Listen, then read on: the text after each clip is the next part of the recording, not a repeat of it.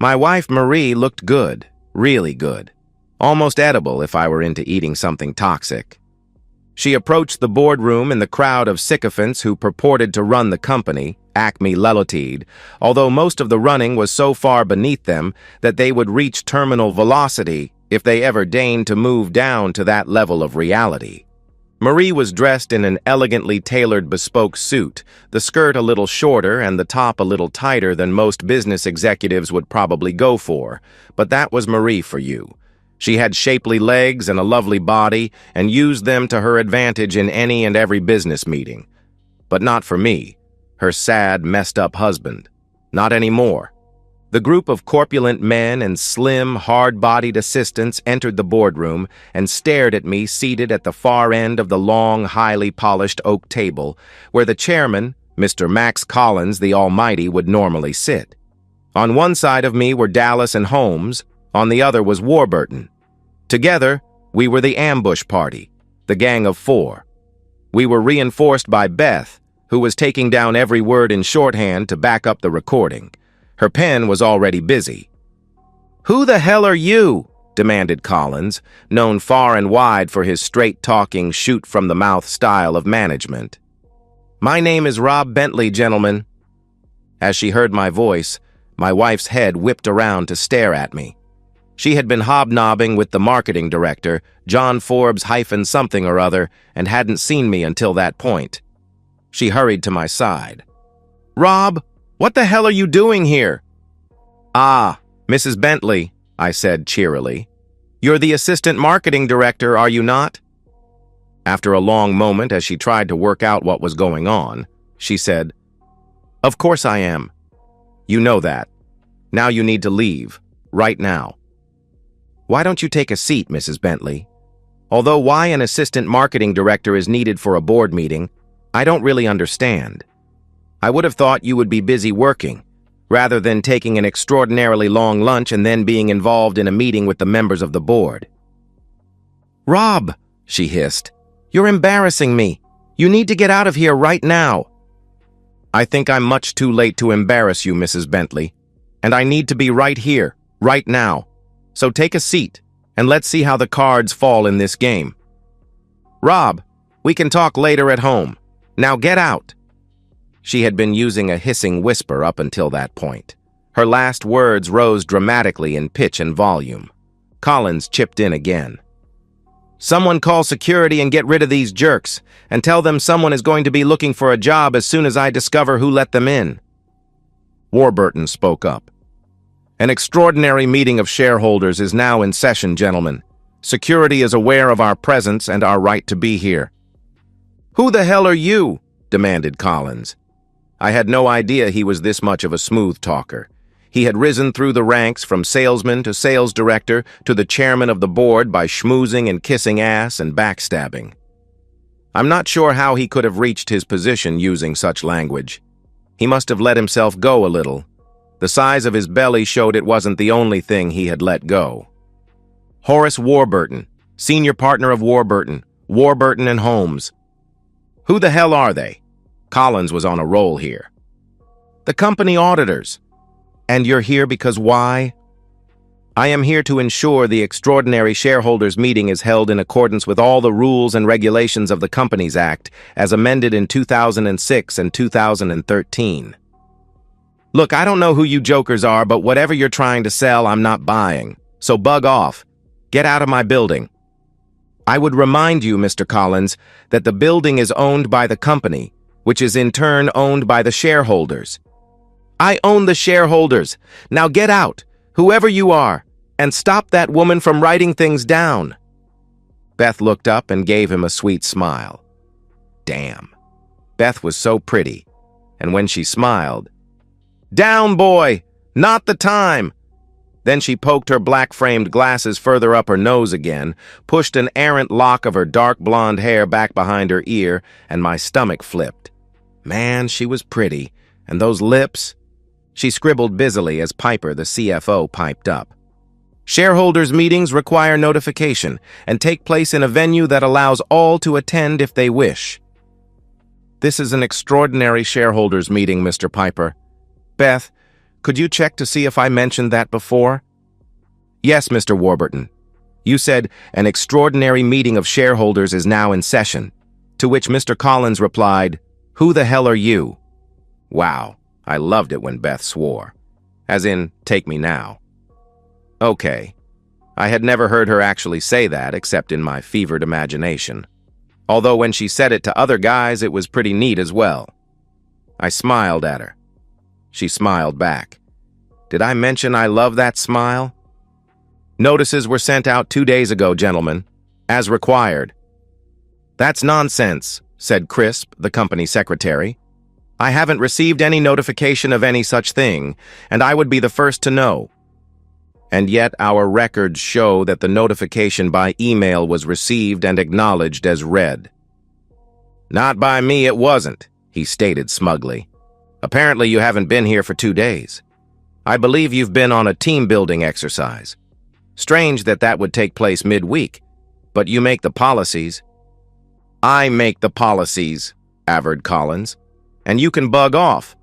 If I say it happens midweek, then that's how it is. Of course you're right, said Warburton smoothly. My audit clerks are going through those accounts and receipts for the team building days right now. I couldn't help chipping in. Ooh, have you been a bad putty cat? Fortune, Collins said. Get down there and sort it out. I'm not having any jerk wandering off the street and looking through our financial papers. I noticed Charlie Fortune, the chief financial officer, looked a little pale. You all right, Charlie? You look a little under the weather. I'm sure the team building exercise was all above board and not just some excuse to stay in a 5-star hotel so you could all get angry and make love with your assistants. Rob! Dallas put his hand on my arm. What? I protested. I said I was sure it wasn't an excuse to do that. He gave me an old-fashioned look. Well, as the legal mind of the Gang of Four, he had every right to. Mr. Collins, said Warburton. His smooth method of delivery reminded me of the character Kobayashi in The Usual Suspects. Smooth and always just the right answer. You might want to keep Mr. Fortune on hand for the meeting.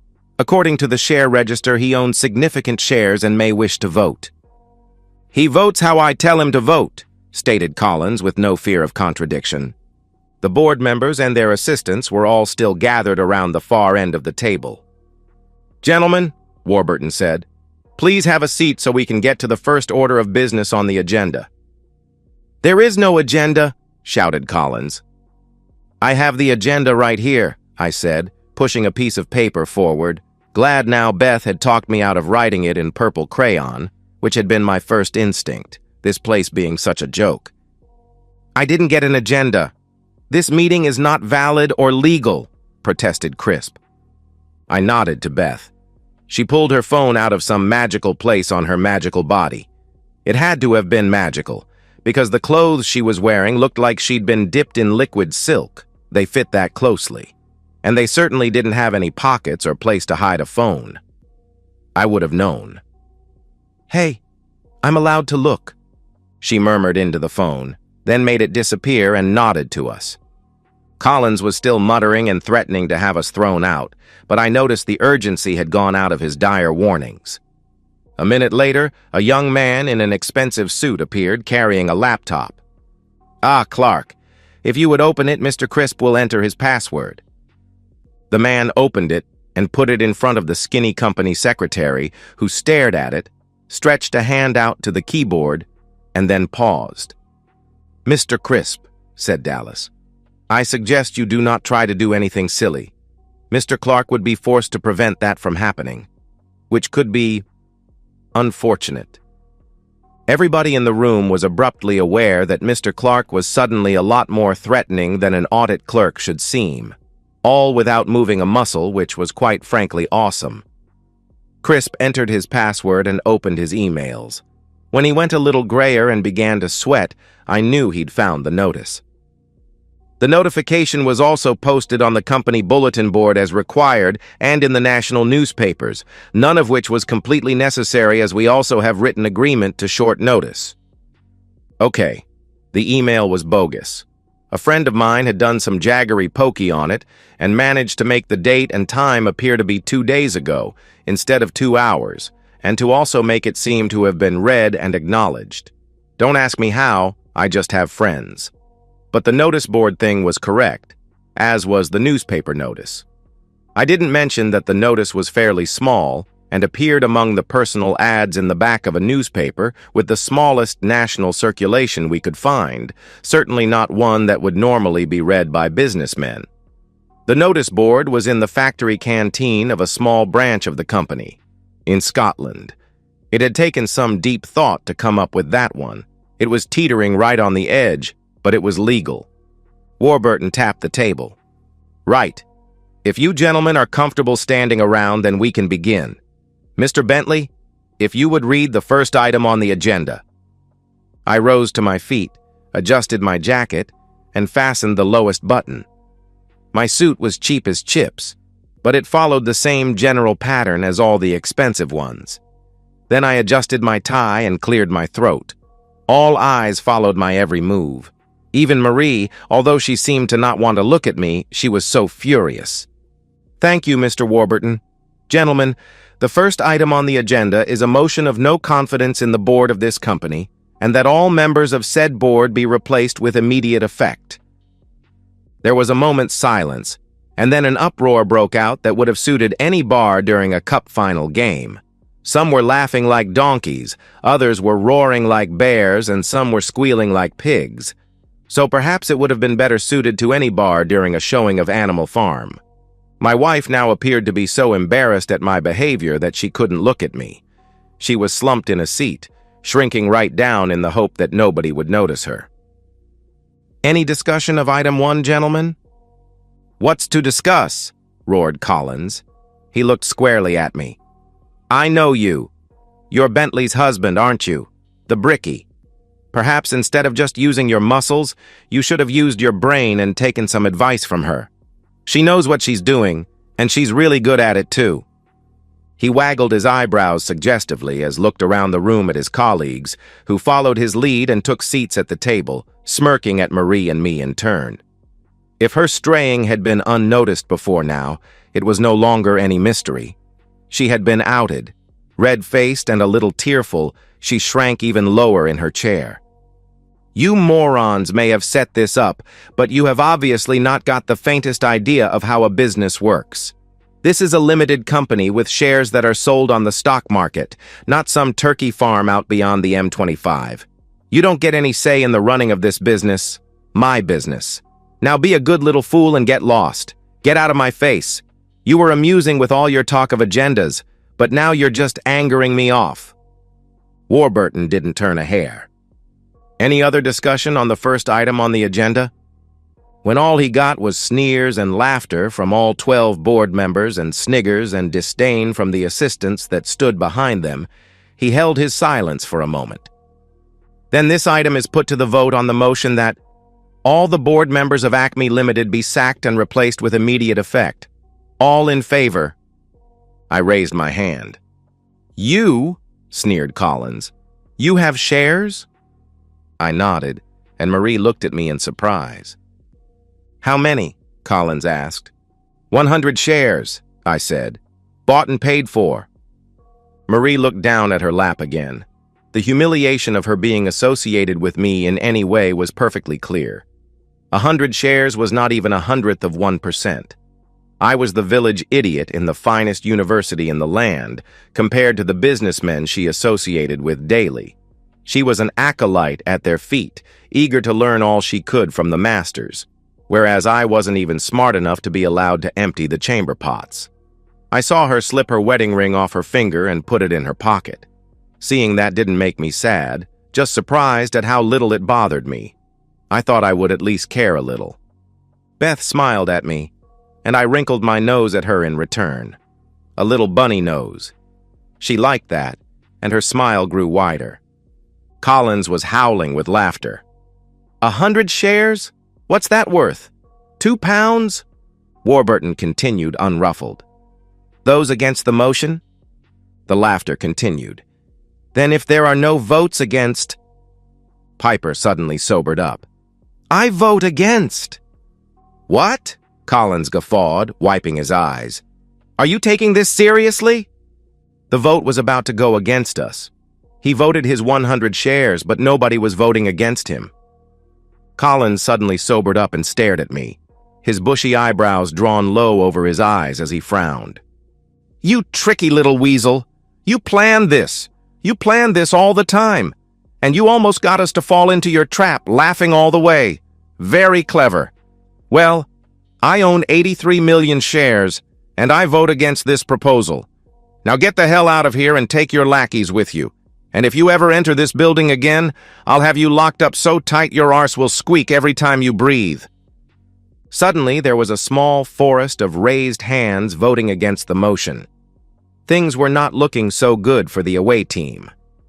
Warburton noted down each vote against the proposal, checking them against the share register to see how many shares each of them possessed. That is a total of just under 242 million shares against the proposal. 27.62% of all shares issued vote against the proposal. The proposal is accepted. Get out of my building, you little piece of... What do you mean accepted? Crisp was standing and shouting at Warburton. Wait, what? Gasped Collins. I thought he meant rejected. No, Mr. Collins. My meaning was clear. I meant accepted. The motion has passed. The hubbub now was full of protest and denial, rather than laughter and hooting and that other monkey stuff they had been doing up until now. Look, Warrington, or whatever your name is, you can't cheat these things. You saying something is so doesn't just make it happen. Of course it doesn't, Mr. Collins. I am as trained in business procedure as... Well, actually, more than any of you. I know exactly what I am saying. Okay, then say it in plain English, because right now, you're talking out of your back. Mr. Collins, the numbers are very simple. 27.62% of the shares, those owned by the people at this table, voted to reject the motion. 58.98% of the shares voted to accept the motion. Therefore, the motion is passed. I don't understand how to make it any clearer. What? Asked Collins. How do you get 58% out of 100 shares? You don't, Mr. Collins. You don't even get 1% out of 100 shares. How could you? This is a public company, traded on the stock exchange, as you said. There are almost 1 billion shares all told. So where does the 58% come from? I stood up again. It comes from proxies, which give me the right to vote their shares. And I vote to throw the lot of you perverted thieving hogs out on the street, which I just did. Marie was now staring at me with wide eyes. How the hell did I know about things like proxies? I was a builder, not a financier. Where would I have even heard the word? Collins was staring at me, wide-eyed. You don't have that many proxies, you can't. It's impossible. Ah, but I do, Collins. I simply asked for them and they gave them to me. For this one meeting. For one day. That would have cost you millions. No. Just finding the right people to talk to. And most of them really don't like you. It had taken weeks to do it. Ever since the moment, I had overheard 2 of the board members talking in the executive toilets while I had been up in the ceiling trying to find the source of a leak. Marie had arranged the job as a fob to her feelings of guilt, I think. That Bentley woman is so fine. One of them, I think it was Murray, sales director. Only one Bentley in my town had that reputation, so I knew who they were talking about. Of course, the fact that she was working 1 floor down might have given it away as well. You think Collins is going to share her ass on the team building this time? Asked the other. I think it might have been Marie's immediate boss. He likes to have her tucked under his wing where he can pork her to his heart's content. Although it's been over 2 years now, so he may have gotten tired of her body by now. Perhaps he'll share this year. I thought he was going to be generous at the Christmas party, but the idiot wasn't going for it. He had her under the table doing things for him, even while her husband was looking for her. Selfish cheat. Tucked under his fat gut, you mean? I'm surprised he hasn't ironed her flat by now. I heard the sound of laughter and then two zips and the door opening and closing as they left. "Wash your hands, you unsavory pigs," I called. My head was spinning and I wondered how much it would hurt if I toppled sideways and fell through the false ceiling. Part of me wished it would happen. Maybe it would make the hurt inside less. Now, it all made sense. Oh, I knew she'd been cheating for a while now. A look in her eyes to an innocent question from me had raised suspicion. And when that gets its dander up, it doesn't go back down easily. I had noticed slight changes in dress, especially underwear. The phone calls were carefully taken in the other room. Love time had become scarcer, then too often, then scarcer again. All the classic signs. But I had been looking for a cheating partner amongst our circle of friends. I mean, Marie is a fox. All long black hair and slinky curves no matter which side you viewed her from. And always as fine as it comes, with hair, makeup, and clothes all from the finest and most expensive places. Marie did not stint when it came to Marie. That was for sure. So she would prowl up, never down.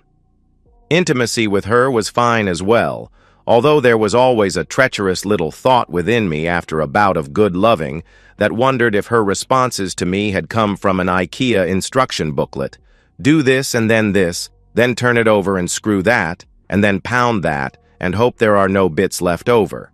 In other words, a well-learned way of having really good intimacy rather than a natural progression of desire. I had always felt a little treacherous for thinking that. I never considered that treachery would come from her.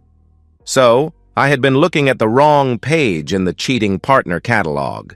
I had imagined her with a big, fine-looking, flashy guy with an enormous knob. Not a little yapping terrier with a sense of self-importance only slightly bigger than his belly. Over 2 years then, since that vulgar old man had climbed onto her, using his weight to dominate her. For a moment I wondered if he was any better at it than me, or if he had any kind of advantage. Then, still perched in the rafters, I started to chuckle at the absurdity of it, how he'd even manage with that massive gut in the way. Sadly, my chuckles turned into tears, and I wept for a while at my lost love. The final end of a marriage, even one in its terminal stages, will do that to you. I sniffled for a while, feeling sorry for myself. Then I got angry instead and thought of murder-suicide, then just murder, and then finally downgraded it to maybe acid washing his car. Finally, I put the stupid stuff away and began to think properly. I spoke to a friend who gave me a couple of little plastic things and told me what to do, which I carefully wrote down. The next day, I walked back into the building with my toolkit and began to search for that pesky drip once more, pausing only to plug the plastic things into unattended laptops and press the buttons in the order I had written on my list. While I waited, I whistled loudly and banged about the office, swearing about the leak and carefully searching everywhere. Always best to hide stuff in plain sight.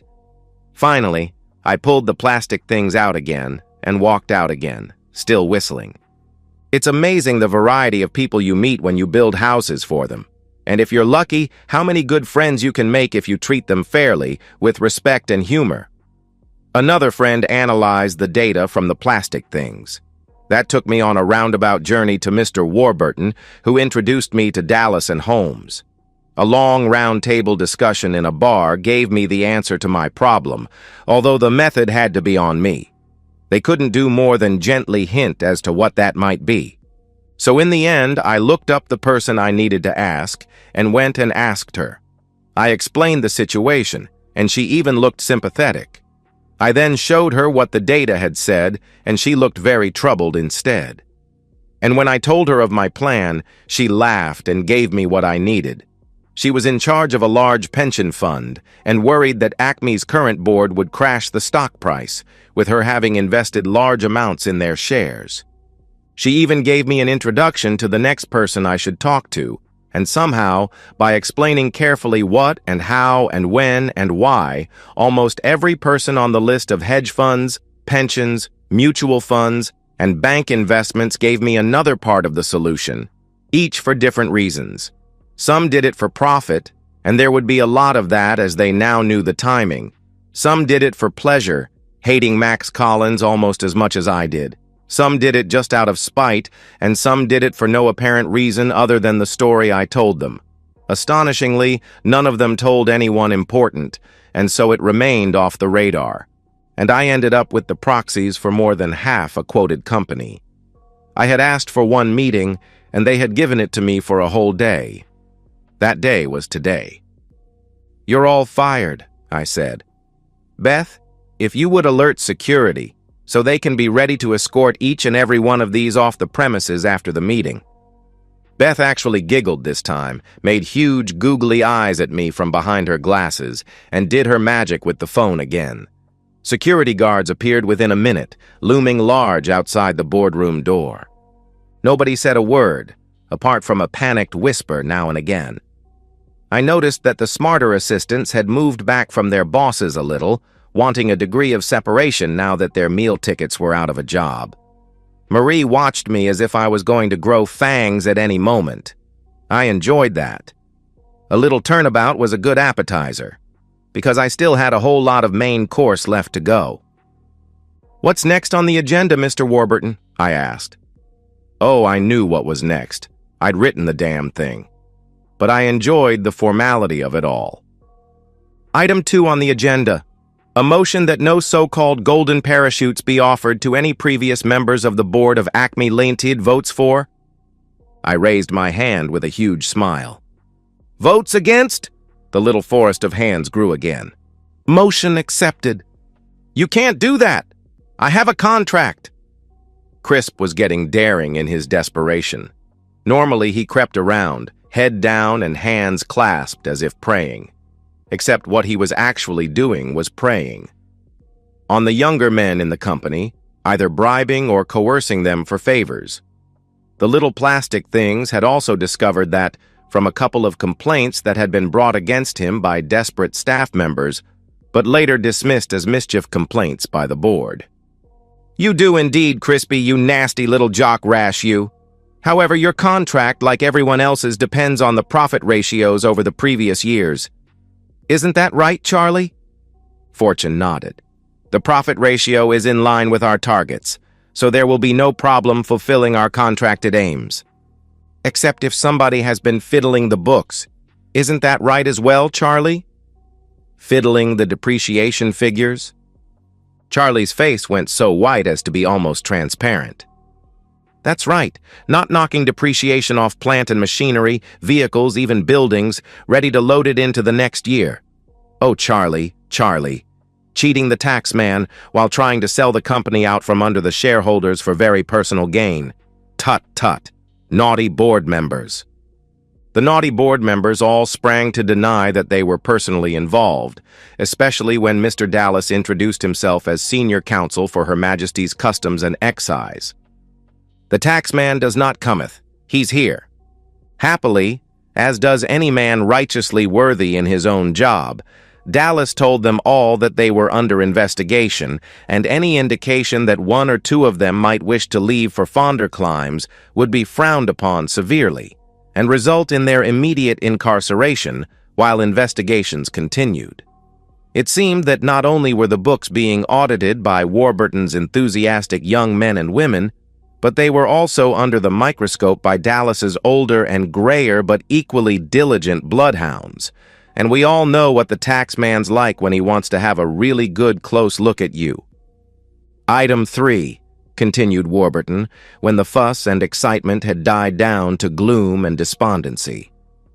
Motion that the shareholders appoint Mr. Holmes and his partnership to investigate and criminally prosecute any malfeasance, malpractice, embezzlement, and self-enrichment at a cost to the shareholders.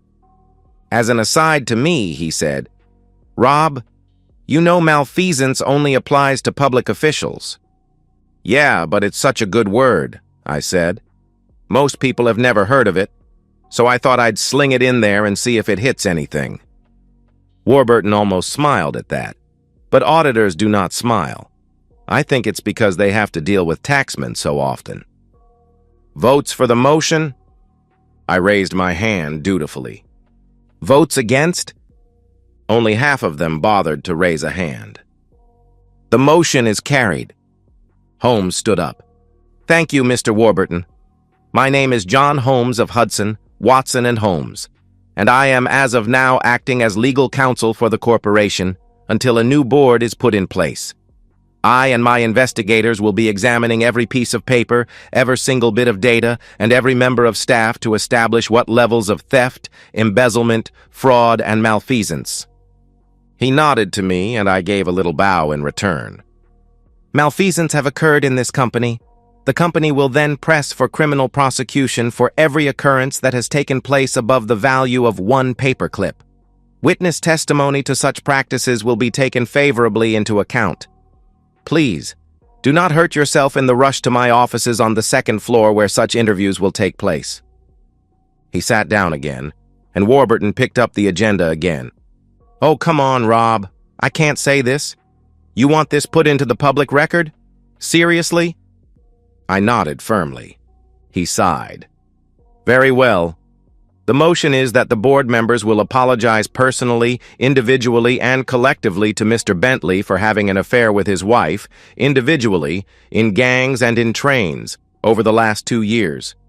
That Mrs. Bentley will have a full medical examination for every virus, bacteria, parasite, and... what's that word? I leaned over and looked. Toadstool. Seriously?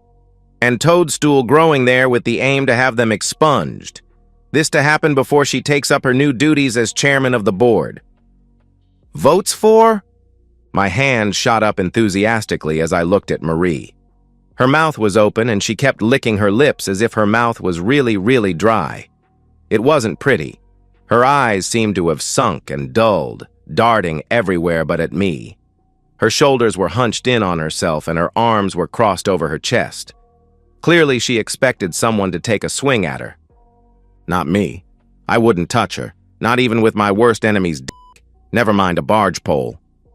A few people said they were sorry. Collectively, you morons. That means all together. Now 1, 2, 3. We're sorry, Mr. Bentley. No. There are some in the back who aren't putting an effort into it. Come on, I want enthusiasm. It was so surreal I almost let myself collapse with laughter.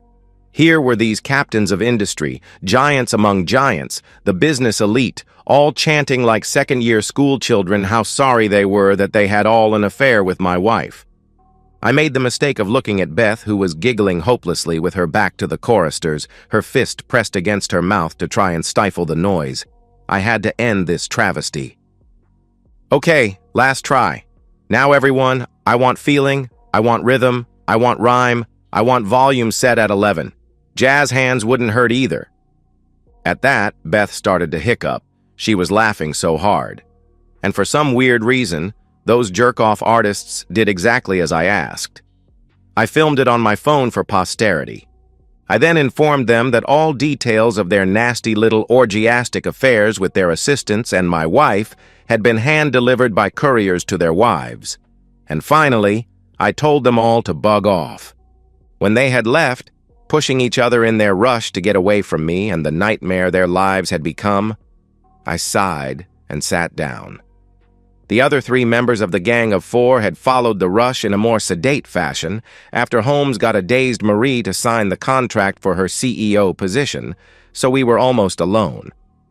Beth cupped my chin in her small hand. Are you all right? Her voice was a low contralto and did its usual number on my spine in the way of shivers. I nodded. It's almost over, she whispered. Get your hands off my husband.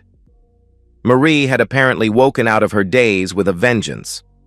I stared at my imminent ex-wife in astonishment. What the hell was she thinking? I had just humiliated and embarrassed her to the nth degree, almost to the point of going over the top and mirroring it somehow on myself. I knew I had gone too far, way too far. I mean, she was completely unfaithful to me, but I had gone nuclear on her in return. Not only had I made her lovers dance to my tune like a Punch and Judy show, but she was now written into the legal minutes of a public corporation, which would be available to any shareholder to read, and she was probably going to get hit with a dozen mentions in divorces and possibly sued as well. And now she wanted to get jealous. Was she completely insane? Beth spun around. The ready smile had gone, and I could almost hear the claws slide out. I had met the beautiful Beth Wilson 2 years earlier when I had built a sweet little cottage for her and her fiancé. It was some of my best work. Outside was rustic, the whole thatched roof, picket fence, and thoroughly landscaped exterior with a very carefully managed wildflower garden. A dichotomy, I know. Inside was a marvel of modern engineering, with Italian ingenuity allowing almost everything to fold up inside itself and slide away into walls and cupboards. Beth was a short arse, so there were steps built in all over the kitchen, and any other place there was a high cupboard. They all folded in and around and up and away as well. Half the time I expected the stuff to disappear up its own arse. It was absolutely ingenious. Then her fiancé was killed in a stupid road accident. A truck wheel not tightened properly, the wheel breaking away suddenly at high speed on the motorway, the forces of a heavy load on it bouncing it incredibly high into the air. When it came down, the little sports car he was in on the other side of the median never stood a chance, and neither did he. Another second, and it would have bounced behind his car, or a second slower, and it would have bounced in front, and he'd have been clear. Instead, it landed right in his lap. And the wheel of an 18-wheeler is a big mother. Very big. I went to the funeral, and later when she had calmed slightly, offered to finish the cottage at no cost, and then to sell it for her if she wanted it that way. Instead, in her grief, she decided to finish and live in it, almost as a monument to her lost love. She was there almost every day, working through her loss. Of course, I was also there, and I helped where I could. Gradually, her plans changed, wanting to make the cottage more of a home than the show house it had originally been designed as, a house that would reflect the style they felt they had, rather than the comfort they felt with each other. So we would discuss, redesign, improvise, start over, argue, sulk, and apologize, and then redesign it all again. Over the 6 months it took to finally complete the house to an astonishingly high degree of finish, we became really good friends. No more than that, but no less either. She would tell me her plans to go back to university and finish her degree before heading out into the wide world of medicine, and I would respond by telling her my dreams of buying a boat and slowly heading out into the wide world of, well, the wide world, sailing around, living in various places on a whim.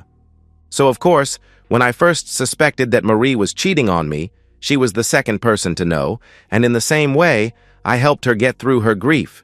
She helped me through mine.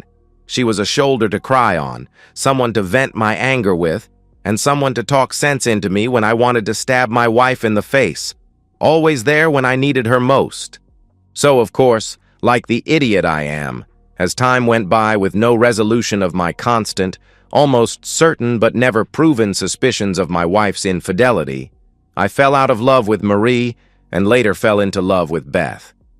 They were complete contrasts, and that probably made it easier for me to some degree. Where Marie was tall and slim and sophisticated, Beth was short, really short, and curvy and bubbling with laughter. Marie had long dark hair and blue eyes. Beth had short blonde hair and brown eyes. Marie had a drive to succeed in everything, while Beth had the drive to enjoy life to the full. Marie was manipulative. Beth was a companion. Marie was a cheating woman who, it seemed, was happy to have intimacy with anyone and everyone on her way to the top, while I had, as far as I could tell, been the only constant man in Beth's life since her fiancé died. Marie was my cheating wife. Beth was my constant friend, my best friend. And I was going to ruin it because of falling in love with her. Beth had helped me plan this day, first as a fun thought project and then as a way to help me reach closure. I'm not sure she ever thought I would actually go through with it, but even when it happened, she was determined to stand by me and see it through. So she became my secretary for the day. Marie seemed to think it was more than it was, however. "I've been watching you, rich snob. I know who you are and where you come from," Marie screamed. "You think you can buy everything? Do you think you can buy my husband? Well, I've got news for you." Her hand slapped at Beth's face, who ducked and kicked her on the shin. Marie collapsed, rubbing at her leg. "Cheater!" "Better than being a home wrecker," Beth came back. Now that I was fairly certain a catfight wasn't in the offing, I stepped in. I had a scar on the back of my neck to prove that getting between two enraged women was a really bad idea, so I didn't do that anymore. If two or more women were so mad at each other that they had to resort to violence, they could sort themselves out, and I would pick up the pieces when they were too tired to hurt me. "Marie, you've been messing around with a whole crowd of people for 2 years now. It's over." "Please don't say that, Rob. You love me." I put my hands up defensively. No. There's a past tense on that. I loved you. Hear the D at the end? But you took it out of me. So now I don't. "Oh, please," she said. "You made me chairman. You gave me the best gift ever. Of course you love me. And I'll never cheat again. Ever." "I give her a week. At the outside," said Beth in an aside to me. I had to agree. "It doesn't matter how long. Tomorrow or never. It doesn't matter. We are no longer together. We will never, ever be together again. I overheard 2 of your buddies talking about how long you'd been the company's cheating asset. Did you really do that for him under the table at the Christmas party while I was running around trying to find you?" Beth stared at me and put her hand on my arm. "Jesus! Really? I take it back. Not a week then. Maybe a day. Although even then I wouldn't be confident." "Oh, come on. You knew that I was doing it for my promotion. You didn't mind." Marie was in tears. "What are you talking about? I never actually knew you were cheating until 6 weeks ago. I suspected, but I never had any proof." "No, you knew. You had to know. You just didn't care." "How was I supposed to know? I loved you. I trusted you not to jump into bed with every man who crossed your path. But you never said anything. You didn't care." "Bug off, Marie," Beth butted in. "That's nonsense, plain and simple. You're just trying to guilt him. You were a deceitful woman sneaking around, but doing it where he could never catch you. You did it in your world, a world where he couldn't easily go. He didn't know anything, and that doesn't make him stupid. It just makes you a really sneaky, cheating woman." Says the wealthy snob who couldn't accept her fiancé died and so had to go out and find a replacement, even a second-hand one. All those little changes that just had to be made in that wedding cake house of yours. You tried to hog-tie him with cash. Face it. Beth stared at me, tears in her eyes. "I never. That wasn't it. I didn't." "Yeah, you didn't tell him you were Little Miss Diamonds and Pearls from a golden family? Why not? Afraid he'd see through you?" Beth turned, and I just knew she was going to run. And if she ran, I might never get her back. I grabbed her hand, swung her in, and held her to me. "Hey," I whispered as she sobbed against my chest. "She's looking for a weakness to try and split us up and break our friendship apart. It's not going to happen. I don't care whether you have a couple of quid or not. I really don't. You are my best friend.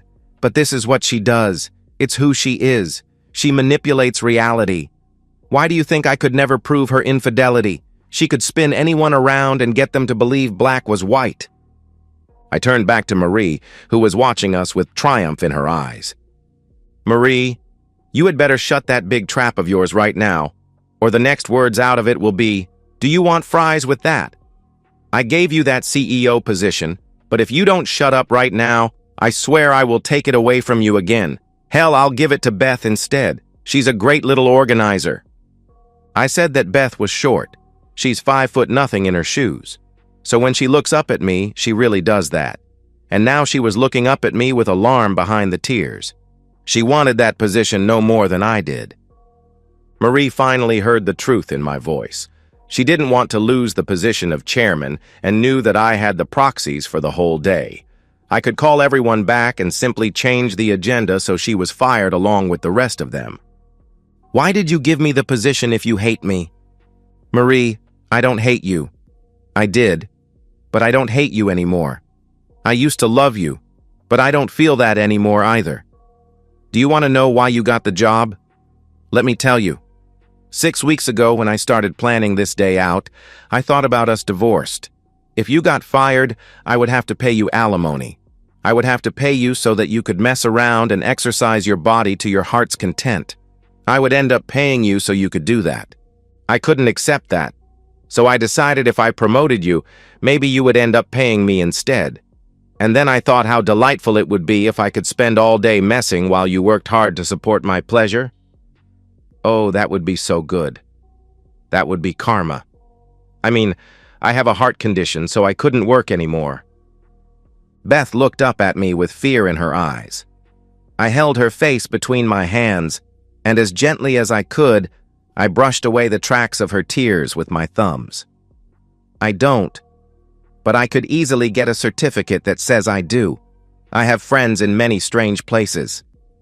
She threw her arms around me, weeping. I'm sorry, she said in a muffled voice, with her face buried against my chest, but I don't want to be your best friend anymore. Ha, said Marie. I shot her a look with so much venom in it that she actually moved back a few feet. I waved a hand at her and she retreated to the other side of the room. Really? I asked Beth. She nodded, and I felt my body just sag and my arms drop to my sides. I felt so tired. I was so tired of my emotions just driving me from place to place, with hope and fear mixing like oil and water and never quite making it. I'm so sorry, I said. I never meant to fall in love with you. I just wanted you to be my best friend. It just happened. I'm so sorry I ruined everything. She was staring up at me, her brown eyes huge. You fell in love with me? Yes, of course. And I'm sorry that it ruined our friendship. You fell in love with me? She asked again. Hell, it seemed I had overstepped the mark in a big way. I should have just kept it contained. I nodded, feeling a main course of misery with a nice big side order of creeping loneliness. Why did she keep asking me the same question? I don't want to be your best friend, she said carefully, and I nodded my acceptance of that fact. I want to be your best love, your best life, your best wife. And okay, your best friend as well. But the others first. Huh? I couldn't seem to place what she said in the right order. Rob Bentley, will you marry me? Okay, but you have to get on your knee to ask first. Not a very funny comeback, but if we were going to joke around, it would have to do. I was too drained to get really cute. She got down on one knee. Rob, will you marry me? Can't hear you now. You'll have to come closer again. I tried to smile, but joking about marriage wasn't in the best of taste in my book. Not right then, maybe later. She got to her feet, and the next thing I knew, her arms were around my neck. I stumbled backward a few paces. I am going to ask you one last time, Rob. Just once more. I mean it. Almost. Maybe. Now listen, and listen well. I love you, and you said you love me. So will you marry me? You're not joking? I asked. No, of course not. What? You think I ask guys to marry me for a joke? Why would you think that? I'm not very lucky, I replied.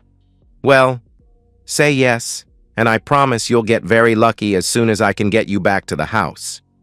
Yes, I replied. She kissed me then for the first time, knocking her glasses askew in her passion. I know, everything was screwed up, and in the wrong order. I didn't care. She tasted sunlight, roses, vanilla, autumn mists, warm sand at the beach, chocolate, everything that was ever good in my sad, messed up life. Ha! I knew it! Came a muted screech from the far side of the boardroom. Bug off, Marie, Beth and I said at the same time, and she did. So maybe I wasn't so unlucky after all. And so, we've reached the end of today's story. Was it what you expected, or did it take a twist you didn't see coming? I'm curious to hear your thoughts. Share them in the comments below, and let's get a conversation going. If this story kept you hooked, make sure to hit that like button. And if you're new here or just haven't subscribed yet, now's the perfect time to join our community. I bring you fresh, captivating stories every day, so click that subscribe button and turn on notifications so you never miss out. Thanks for watching, and I'll see you in the next one.